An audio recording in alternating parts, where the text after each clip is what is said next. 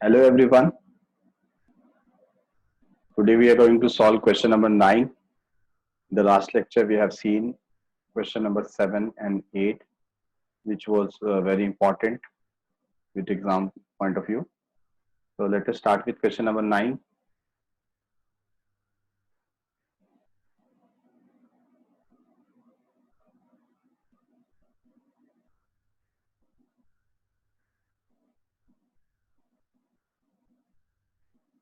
So this is in front of you. Partners Sun and Moon. Just check it out.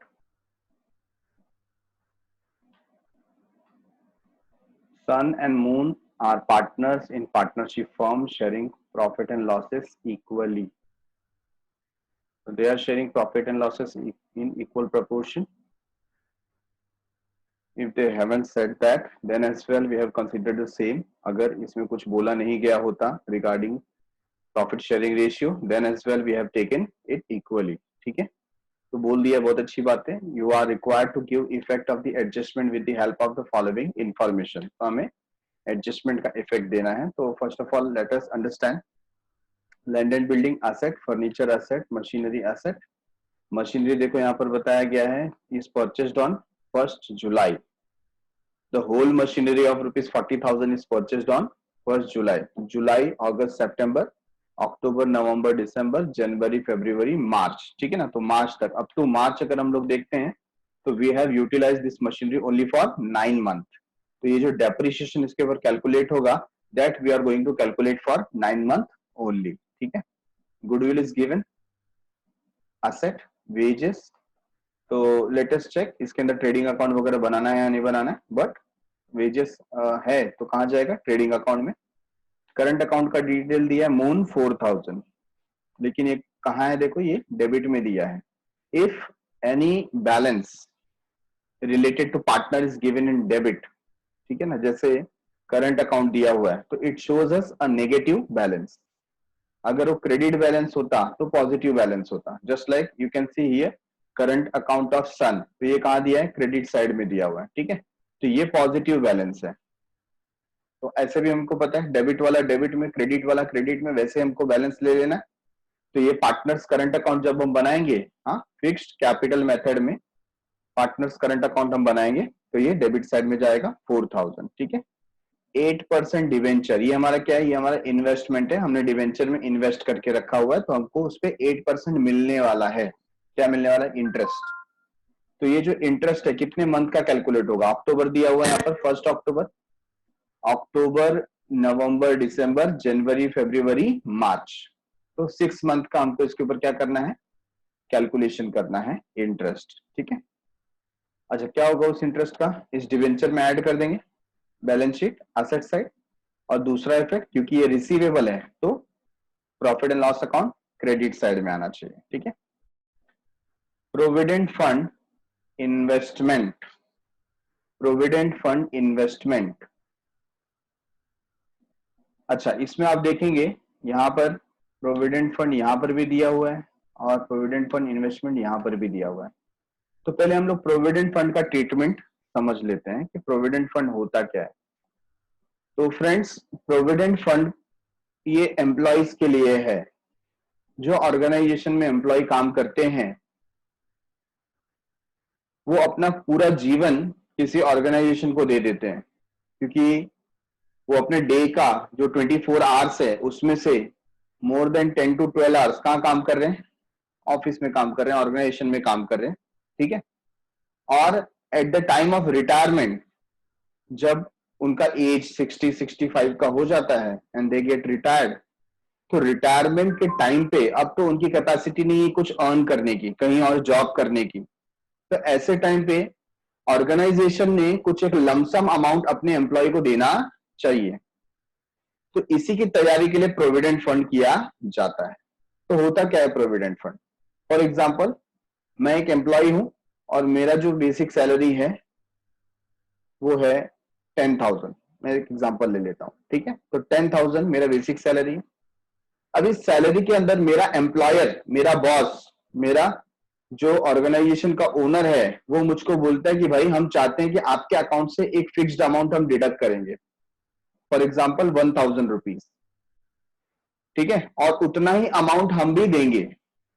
आपके account से 1000 लिया, उतना ही organisation भी देगी, तो मेरा 1000 और बॉस का 1000 कितना हो गया, 2000 हो गया।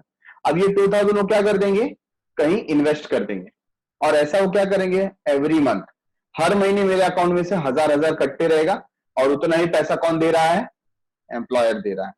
तो ये 2,000 रुपीज जाकर के जमा हो रहा है, और जब मैं रिटायर होऊंगा या मैं जॉब छोड़कर जाने को सोचूंगा, तो ये पैसे मैं विड्रॉ कर सकता हूं, ठीक है। तो अगर मैं एम्प्लॉयर पॉइंट ऑफ बात करूं, एम्प्लॉयर पॉइंट, मैं अगर एम्प्लॉयर हूं, तो मेरे लिए ये जो प्रोविडेंट फंड है, ये जो मैं 1000 रुपए एम्प्लॉय के लिए निकाल रहा हूं, मेरी जेब से निकाल रहा हूं, मेरे लिए क्या है, ये एक्सपेंस है, मेरे लिए क्या है, एक्सपेंस, ठीक है ना। तो जब मुझे दिया होगा,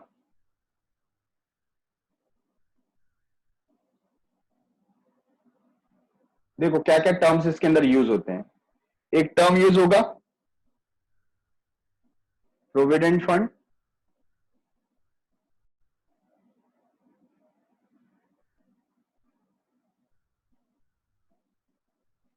कंट्रीब्यूशन, ठीक है। तो मैं जो 1000 रुपए दे रहा हूं, मेरी तरफ से दे रहा हूं, मेरी जेब से दे रहा हूं एज ए एम्प्लॉयर, तो मेरे लिए वो है प्रोविडेंट फंड कंट्रीब्यूशन। तो ये कहां जाना चाहिए, ये जाना चाहिए प्रॉफिट एंड लॉस अकाउंट में डेबिट साइड। कहां जाना चाहिए, profit and loss account debit side. किस चीज की बात कर रहा हूं, I am talking about provident fund, ठीक है, प्रोविडेंट फंड की। अगर प्रोविडेंट फंड कंट्रीब्यूशन दिया, क्या दिया, प्रोविडेंट फंड कंट्रीब्यूशन, बराबर है, ऐसा।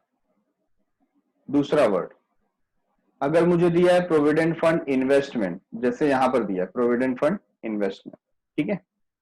तो ये जो प्रोविडेंट फंड इन्वेस्टमेंट है, मैंने 1000 रुपए निकाले थे, अभी मेरे पास तो मैं रखूंगा नहीं, मैं क्या कर दूंगा, इसको कहीं इन्वेस्ट कर दूंगा। क्यों, जब मेरा एम्प्लॉय 20 साल के बाद, 30 साल के बाद रिटायर होगा, उसके ऊपर कुछ इंटरेस्ट जमा होकर उसको अच्छा खासा लमसम अमाउंट मिलेगा। घर पे रख करके, ऑफिस में रख करके पैसा तो कुछ मतलब नहीं है। तो मैंने उसको कहाँ इन्वेस्ट कर दिया, किसी ऐसे फंड में इन्वेस्ट कर दिया जो 10-20 ईयर्स के बाद मुझे मिलेगा, तो मैं अपने एम्प्लॉय को दे सकता हूं, ठीक है। तो इसको हम बोलते हैं इन्वेस्टमेंट, और इन्वेस्टमेंट हमारे लिए क्या हो जाता है, एसेट। क्या हो गया, एसेट। तो आपको ये बात समझनी है, प्रोविडेंट फंड कंट्रीब्यूशन आएगा तो कहां लिखेंगे आप, profit and loss account debit side. अगर प्रोविडेंट फंड इन्वेस्टमेंट आया तो कहां लिखोगे, एसेट साइड, ठीक है। अच्छा, सिर्फ प्रोविडेंट फंड ऐसा वर्ड यूज है, सिर्फ क्या वर्ड यूज है, प्रोविडेंट फंड, ठीक है। तो इसको आपको शो करना है लायबिलिटी में। कहां शो करना है, लायबिलिटी। क्यों लायबिलिटी में शो करना है, क्योंकि ये जो प्रोविडेंट फंड क्रिएट हुआ है, ये मेरा नहीं है, ये किसका है, ये एम्प्लॉय का है। और अगर ये एम्प्लॉय का है तो किसको मिलना चाहिए, एम्प्लॉय को मिलना चाहिए। तो एम्प्लॉय का है तो मेरे लिए क्या है, लायबिलिटी है। तो जब भी प्रोविडेंट फंड आएगा, मैं उसको कहां शो करूंगा, लायबिलिटी साइड, ठीक है। तो आपको इसका कॉम्बिनेशन याद रख लेना है। अगर सिर्फ प्रोविडेंट फंड आया तो कहां लेकर के जाओगे, लायबिलिटी। प्रोविडेंट फंड कंट्रीब्यूशन आया तो कहां लेकर के जाओगे, profit loss account debit side. Provident fund investment आया तो कहां लेकर के जाओगे, एसेट में, ठीक है। और एक टर्म आएगा, क्या आ सकता है, आ सकता है interest on provident fund investment, ठीक है। Interest on provident fund investment, अगर ऐसा आया, इंटरेस्ट हमें मिला, तो ये एडजस्टमेंट में आ सकता है। एडजस्टमेंट में आया तो सबसे पहली बात, ये पैसा हमें मिल रहा है, तो कहां लेकर के जाओगे, प्रॉफिट और लॉस अकाउंट क्रेडिट साइड, ठीक है ना, प्रॉफिट और लॉस अकाउंट क्रेडिट साइड, यहां लेकर के जाओगे। और अगर ये एडजस्टमेंट है तो उसका दो इफेक्ट आएगा। पहला इफेक्ट हमने देख लिया, profit and loss account credit side, ठीक है।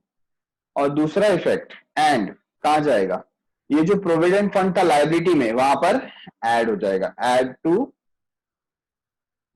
प्रोविडेंट फंड, सिर्फ प्रोविडेंट फंड जो लायबिलिटी साइड दिया था ये वाला, ठीक है ना, इसमें क्या हो जाएगा, ऐड हो जाएगा, क्योंकि वो पैसा हमारा नहीं है, एम्प्लॉय के लिए रखा हुआ है।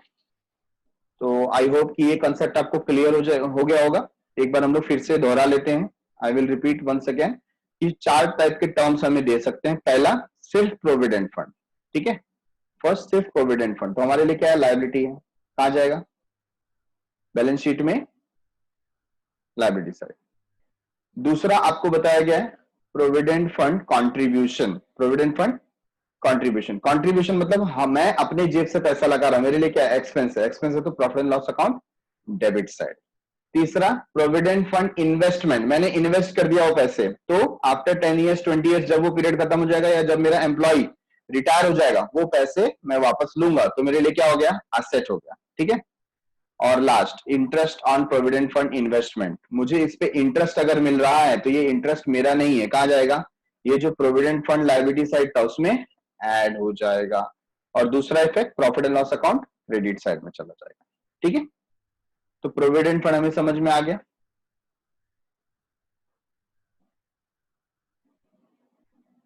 तो प्रोविडेंट फंड इन्वेस्टमेंट इसको कहां लिखोगे, एसेट में लिखोगे, और ये वाला जो प्रोविडेंट फंड है ये कहां लिखोगे, लायबिलिटी में लिखोगे।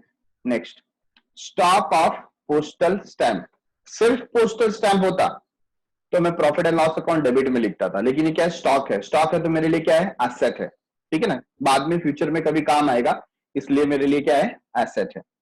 अच्छा कैपिटल अकाउंट दिया है, क्योंकि करंट अकाउंट दिया है तो कौन सा मेथड है, फिक्स्ड कैपिटल मेथड, और फिक्स्ड कैपिटल मेथड में हम लोग डायरेक्टली कहां लिख देते हैं, कैपिटल को लिख देते हैं बैलेंस शीट में, ठीक है। फिर करंट क्रेडिट वाला क्रेडिट साइड, तो पार्टनर्स करंट अकाउंट में क्रेडिट साइड में आप लिखेंगे bye balance brought down. Sundry creditor liability, bank overdraft liability, reserve fund liability side जाएगा, और प्रोविडेंट फंड बता दिया आपको लायबिलिटी साइड जाएगा। एडजस्टमेंट देख लो, partners are entitled to get salary of 6,000 per annum, देखो क्या बोलते हैं, पर एनम मतलब वार्षिक, सालाना, एनुअल, ठीक है ना, एक साल का 6,000 रुपया मिलेगा, ठीक है। In addition to their profit and loss sharing, मतलब प्रॉफिट तो मिलेगा, प्रॉफिट लॉस जो होगा वो तो मिलेगा ही, उसके साथ साथ 6,000 रुपए, 6,000 रुपीज पर ईयर का भी मिलेगा, तो दोनों पार्टनर को मिलेगा, क्योंकि यहाँ पर पार्टनर्स लिखा है, पार्टनर नहीं लिखा है, पार्टनर्स है ना, तो 6,000 रुपीज ईच दोनों को मिलेगा।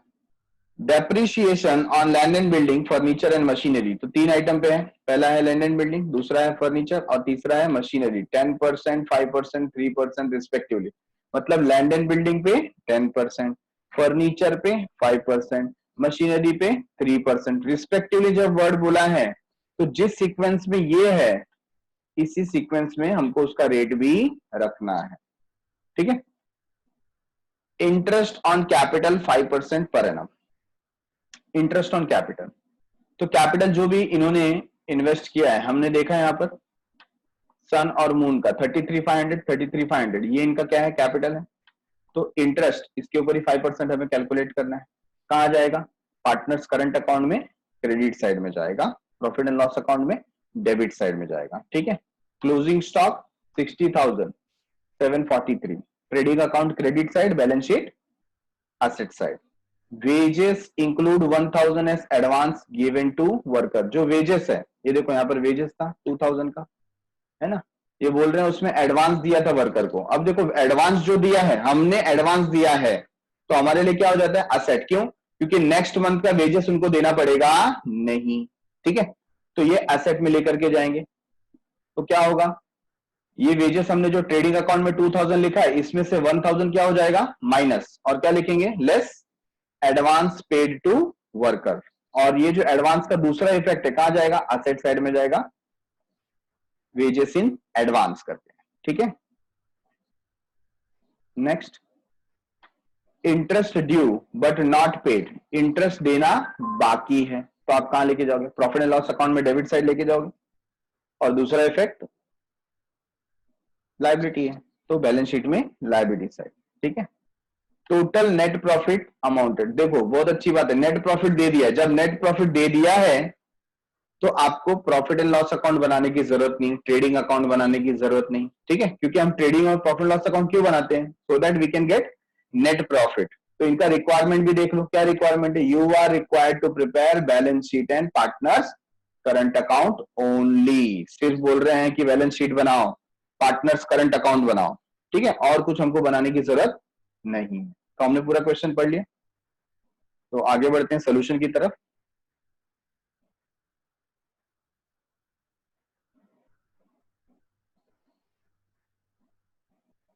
तो एक्सेल शीट देखो आपके सामने है, क्वेश्चन आपके सामने है, तो क्वेश्चन पूरा रीड करके हो गया है, लेट मी जूम इट। हाँ, तो देखो मैंने दो ही अकाउंट बनाया, एक यहाँ पर कौन सा अकाउंट है, करंट अकाउंट, और दूसरा कौन सा अकाउंट है, बैलेंस शीट। अब जो जो मुझे रिक्वायरमेंट है मैं यहाँ से ले लूंगा। पहले देखो क्या लिखा है, लैंड एंड बिल्डिंग, तो मैं यहाँ पर लिख देता हूँ टू, टू नहीं सॉरी, डायरेक्टली आ जाएगा लैंड एंड बिल्डिंग, ठीक है।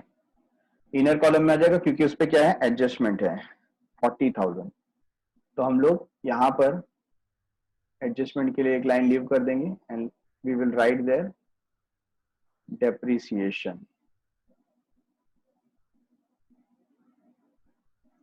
एट द रेट, क्या डेप्रिसिएशन बोला था देखो, लैंड एंड बिल्डिंग का 10%, राइट है, तो वहां पर हम लिखेंगे 10%। नेक्स्ट नेक्स्ट क्या है, furniture, we will write furniture amount 18,000, ठीक है, लेस, सेम कॉपी पेस्ट कर देता हूं मैं, सिर्फ रेट क्या हो जाएगा, चेंज हो जाएगा, और इसका रेट देखो यहाँ पर दिया है, कितना दिया है, 5%, आई विल राइट 5%, ठीक है, यहाँ पर स्पेस रख दिया मैंने। नेक्स्ट है मशीनरी, मशीनरी का अमाउंट है 40,000, और यहाँ पर भी क्या हो जाएगा, डेप्रिसिएशन आ जाएगा कितना परसेंट, 3%, ओके। अच्छा 3% तो है, बट यहाँ पर हमने देखा जुलाई से है, जुलाई अगस्त सितंबर अक्टूबर नवंबर दिसंबर जनवरी फरवरी मार्च, तो 9 मंथ के, तो मैं इसको भी अपडेट कर देता हूँ फॉर 9 मंथ, ठीक है, फॉर 9 मंथ, जो भी कुछ वैल्यू आएगा शॉर्ट में हम लिख सकते हैं उसको, तो let me update it,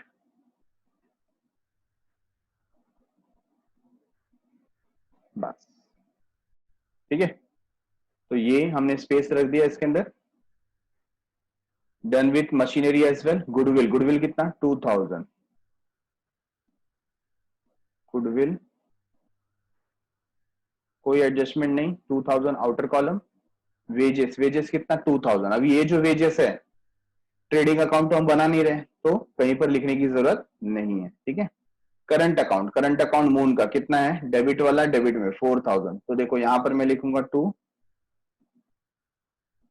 balance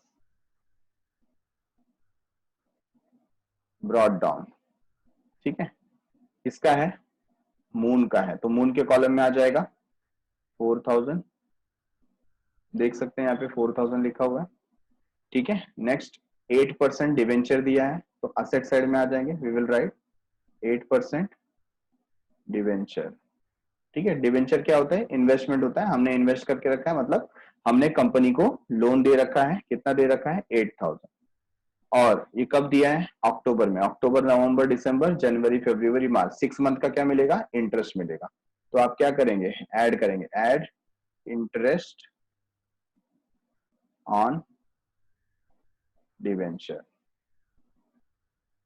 ठीक है ना, और लिख देता हूं मैं यहाँ पर फॉर 6 मंथ, तो ज्यादा क्लियर हो जाएगा। तो यहाँ पर 8% आप कैलकुलेट करते हो, तो आई थिंक 640 का कुछ अमाउंट आएगा, ठीक है, और उसको 6 मंथ का करना है तो आप हाफ कर दो, तो 320 रुपीज ये आपका आंसर मिलता है, जो आपको क्या करना है, ऐड करना है, तो 8,320 आउटर कॉलम में आ गया, बराबर है। इसका दूसरा इफेक्ट कहाँ जाएगा, प्रॉफिट एंड लॉस अकाउंट में, क्रेडिट साइड में जाएगा, लेकिन हमें प्रॉफिट एंड लॉस अकाउंट इसमें बनाना नहीं है, ठीक है, तो फिलहाल एक ही इफेक्ट दे रहे हैं,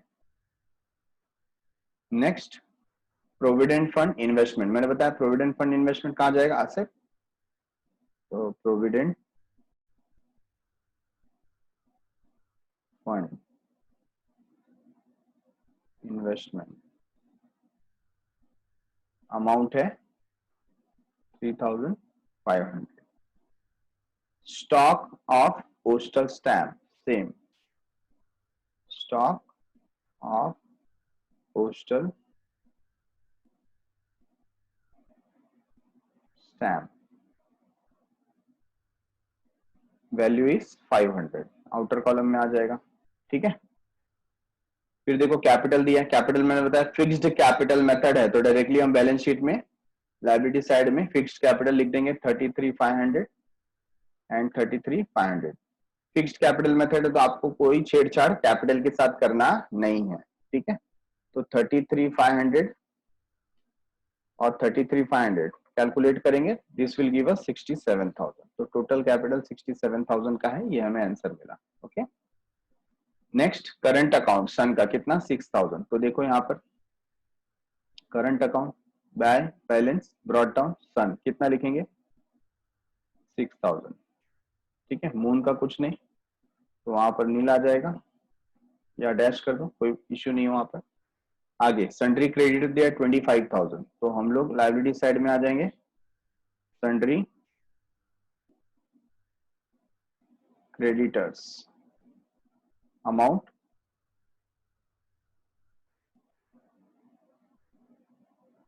25,000। ओके, नेक्स्ट बैंक ओवरड्राफ्ट 10,000, कोई एडजस्टमेंट नहीं, bank overdraft amount 10,000 and then reserve fund, तो रिजर्व फंड भी लायबिलिटी साइड लिखना है, रिजर्व फंड अमाउंट है 5,000, आउटर कॉलम में आ जाएगा। और फिर है प्रोविडेंट फंड, प्रोविडेंट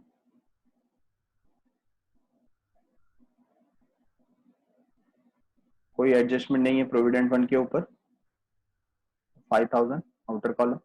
ठीक है, तो डन विथ ट्रायल बैलेंस। अब एडजस्टमेंट देख लेते हैं, partners are entitled to get salary, salary मिलेगा 6,000। तो अगर प्रॉफिट लॉस होता तो डेबिट करते थे, लेकिन इसमें प्रॉफिट लॉस अकाउंट बनाना नहीं है, तो हम कहाँ लेकर जाएंगे करंट अकाउंट में क्रेडिट साइड, और यहाँ पर आपको क्रेडिट साइड में लिखना है bye salaries to partner.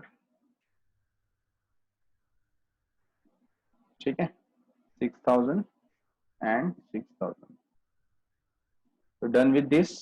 Next depreciation on land and building. अभी लैंड एंड बिल्डिंग का हमने देखा, यहाँ पर 40,000 10% कितना आएगा 4,000, आउटर कॉलम में 36,000। सेकेंड इफेक्ट कहाँ जाता था प्रॉफिट एंड लॉस अकाउंट में डेबिट साइड, इसमें नहीं है, इसके लिए सेकेंड इफेक्ट नहीं देंगे। सेकेंड फिर दिया है फर्नीचर, फर्नीचर कितना है 18,000, 18,000 पे कितना परसेंट निकालना है 5%, तो 9,000 आता है, सॉरी 900। ठीक है, तो 900 हम यहाँ पर लिखेंगे और आउटर कॉलम में 17,100 ऐसा वैल्यू आ जाएगा। ठीक है, मशीनरी, मशीनरी 40,000 दिया है, और हमने देखा डेट दिया हुआ, तो इसमें हिडन एडजस्टमेंट है, इसने डेट बताया हुआ है, तो कितने मंथ का लेना है हमें 9 मंथ का लेना है। ओके, तो 40,000 पे हम 3% कैलकुलेट करेंगे इंटू 9/12, तो आंसर रहेगा 900।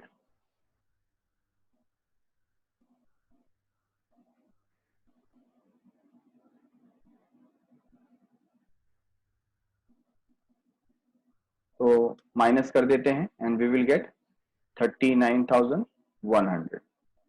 राइट है, तो adjustment number 2 is also over. Adjustment number 3 interest on capital 5%। Capital देखो हमारे सामने 33,500, तो 33,500 पे हम कैलकुलेट करेंगे 5% and that is giving us 1675। तो प्रॉफिट एंड लॉस अकाउंट होता तो डेबिट करते थे, नहीं है तो सिर्फ एक ही इफेक्ट आएगा करंट अकाउंट में क्रेडिट साइड। तो देखो यहां पर हम लिख रहे हैं बाय इंटरेस्ट ऑन कैपिटल। ठीक है, क्या है 1675, 1675 दोनों को मिलेगा interest on capital. Next closing stock दिया है 60,743, तो क्लोजिंग स्टॉक आप असेट साइड में लिखेंगे, closing stock how much 60,743। Next wages include 1000 as advance given to worker, तो वेजेस एक में क्या डाल दिया है एडवांस, तो वो भी एसेट बन गया, तो हम लिख देंगे एडवांस वेजेस, या वेजेस इन एडवांस ऐसा लिख सकते हैं हम लोग।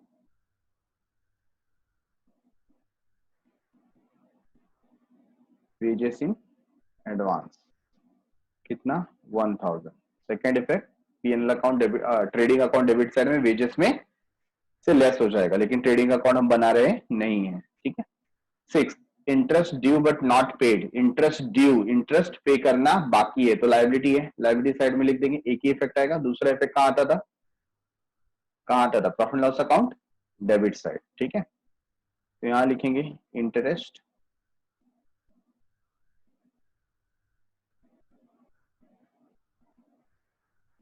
ड्यू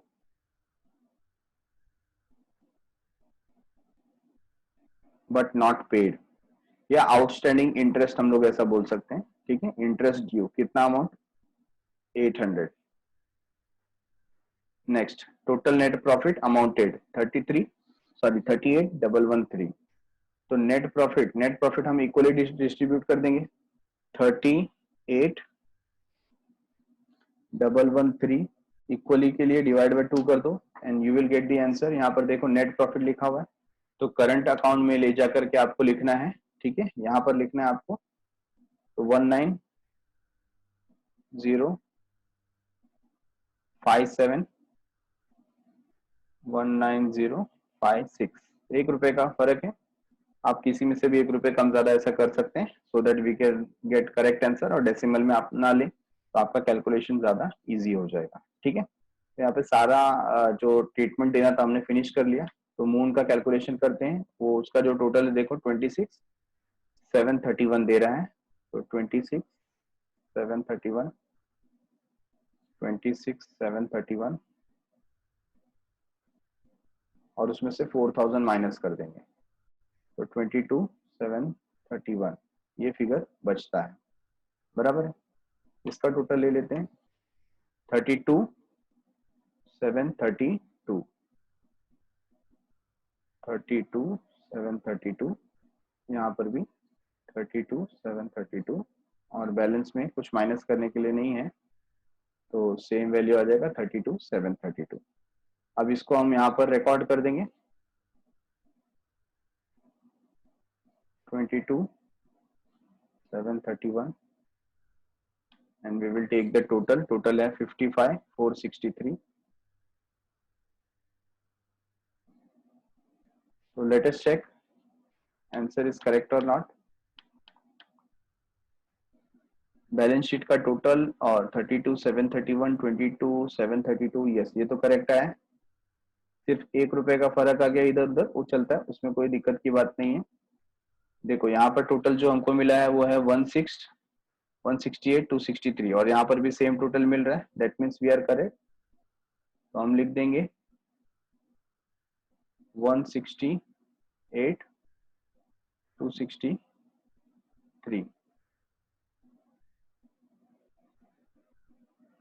168,263, और इसका टोटल 168,263। तो इसी के साथ आज हमने क्वेश्चन नंबर 9 भी फिनिश किया, और एक नया चीज सीखा, क्या प्रोविडेंट फंड अकाउंट का ट्रीटमेंट क्या होता है, कहाँ कहाँ आप उसको लिख सकते हैं। ये क्वेश्चन बहुत इंटरेस्टिंग था, क्योंकि इसके अंदर ना हमें ट्रेडिंग अकाउंट बनाना था, ना हमें प्रॉफिट एंड लॉस अकाउंट बनाना था, ठीक है। तो विदाउट दैट इंफॉर्मेशन, बाकी की जो अवेलेबल इंफॉर्मेशन है उससे हम लोग को इस अकाउंट को क्रिएट करना था, जो कि इजी था और टाइम सेविंग था, ठीक है। कम समय में हमने ये क्वेश्चन को क्या किया, सॉल्व कर लिया। तो आप भी क्या करें, इसका प्रैक्टिस करें नोटबुक में, without looking at the solution आपको ये क्वेश्चन पूरा सॉल्व करना है, ठीक है। Thanks a lot, bye bye.